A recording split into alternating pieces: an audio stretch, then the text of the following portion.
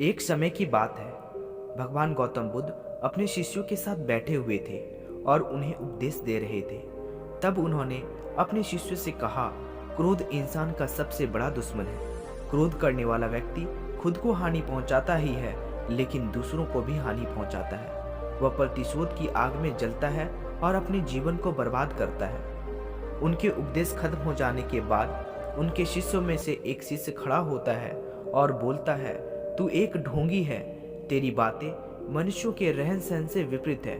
तू जो भी कहता है उसे अपने जीवन में अनुसरण नहीं करता है और दूसरों को यह सब करने को कहता है। जब उसका वह शिष्य गौतम बुद्ध को उल्टी सीधी बातें कह रहा था, तब गौतम बुद्ध ने कोई प्रतिक्रिया नहीं दी और वे शांत बैठे थे। लेकिन ऐसे में वह व्यक्ति और भी ज्यादा गुस्सा हो गया और गुस्से में आकर उसने गौतम बुद्ध के मुंह पर थूक दिया। इसके बाद भी गौतम बुद्ध को गुस्सा नहीं आया और वे शांत थे। उन्होंने अपने चेहरे से थूक को पोंछा और वो चुपचाप बैठ गए। यह सब देखकर उस शिष्य को समझ नहीं आया कि वह क्या करेगा। गुस्से में आकर वह उस जगह को छोड़कर चला गया और अगले दिन अपने घर पहुंचा।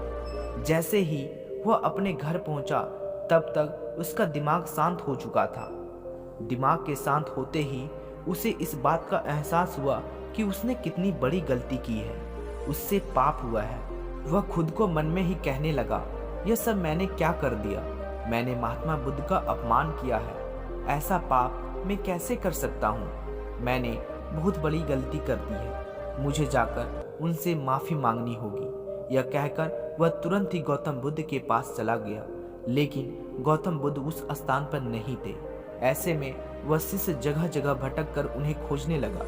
जैसे ही महात्मा बुद्ध मिले तो वह उनके पैरों में गिर गया और उनसे कहने लगा, मुझे माफ़ कर दीजिए, मुझसे गलती हुई है। मैंने आपका अपमान किया है। मैंने बहुत बड़ा पाप किया है। यह सब देखकर गौतम बुद्ध ने उनसे कहा, शांत हो जाओ, क्या हुआ, मुझे बात बताओ, तुम कौन हो। गौतम बुद्ध के यह पूछने पर वह शिष्य चौंक गया। वह सोचने लगा कि महात्मा बुद्ध मुझे कैसे भूल सकते हैं। मैंने तो उनका अपमान किया है।